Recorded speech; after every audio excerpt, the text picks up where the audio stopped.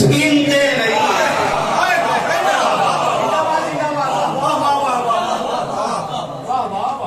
اپنے مقام پر بٹھایا، اور بٹھانے کے بعد کیونکہ عرب میں یہ دستور تھا کہ 3 دنوں تک اگر کوئی مہمان آتا تھا تو اس کی مہمان نوازی کرتے تھے، فوراً یہ نہیں پوچھتے تھے کہ کس لیے آئے ہیں، اور جب 3 دن گزر جاتا تھا تو یہ پوچھتے تھے کہ ایسے ہی میری عزت افزائی کے لیے آئے ہیں یا کوئی کام ہے۔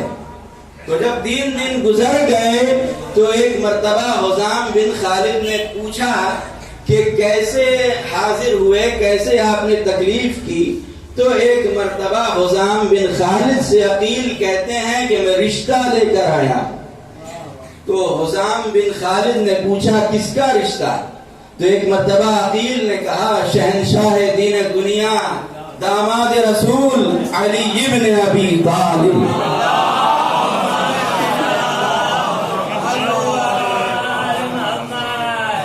عقیل کہتے ہیں حزام یہ بتاؤ کہ علی کو جانتے ہو؟ حزام کہتے ہیں کوئی اندھا ہی ہوگا جو آفتاب امامت کو نہ پہچانتا، کوئی نابینا ہی ہوگا جو نہ جانتا ہو۔ بس ایک مرتبہ جیسے ہی کہا کہ علی کا رشتہ لے کر آیا ہوں، داماد پیغمبر کا رشتہ لے کر آیا ہوں، عقیل فرط مسرت سے سجدہ خالق میں گر پڑے اور خدا کا شکر ادا کیا کہ پروردگار جس کے گھر چراغ نہیں اس کے گھر آفتاب امامت تھا۔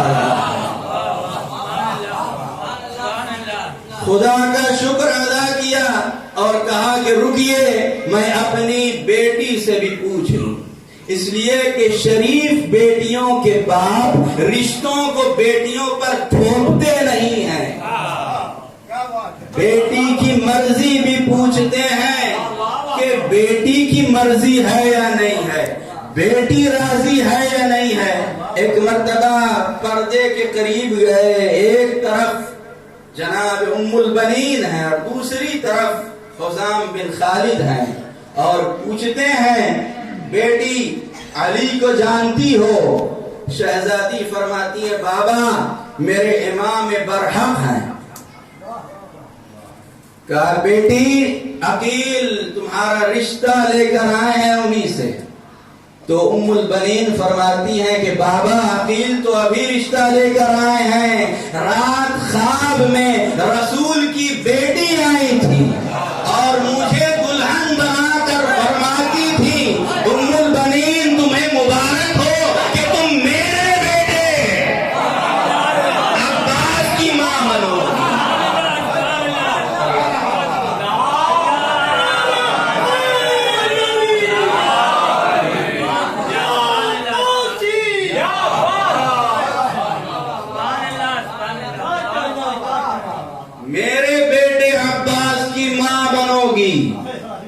بس ایک مرتبہ حزام بن خالد کہتے ہیں عقیل جب کہہ دینا مولا کو کہ جب جی چاہے خادمہ کو آ کے رخصت کرا کے لے جائیں۔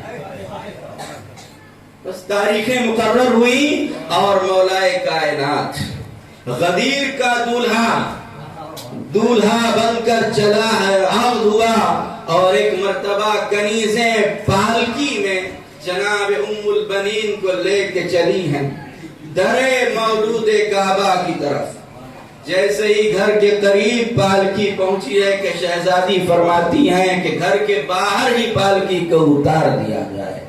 پالکی سے اتری، ڈولی سے اتری اور سب سے پہلے اس چوکھٹ کو چوما کہ جو درے شہزادی کونین جناب فاطمہ زہرا۔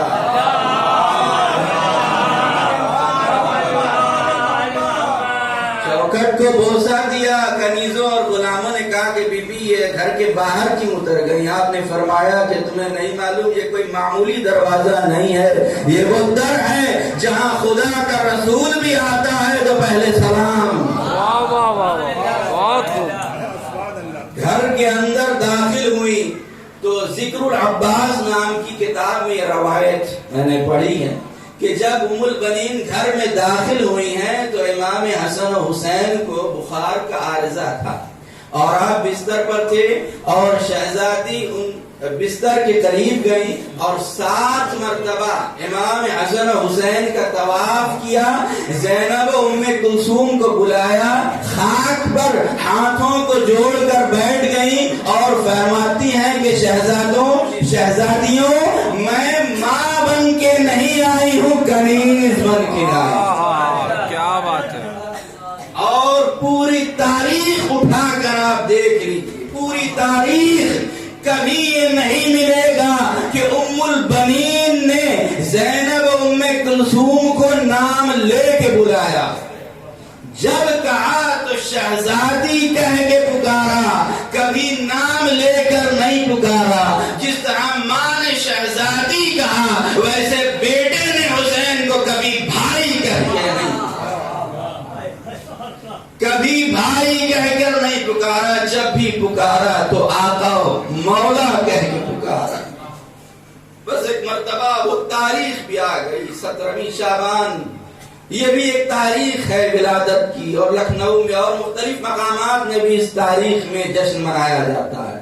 جیسے ہی آپ کی ولادت ہوئی ہے سرکار ابوالفضل کی, مولا کائنات مسجد میں تھے, خبر ملی, سجدہ خالد میں گر پڑے. امام حسین کو بلایا اور کہا بیٹا گھر جاؤ, بھائی آیا.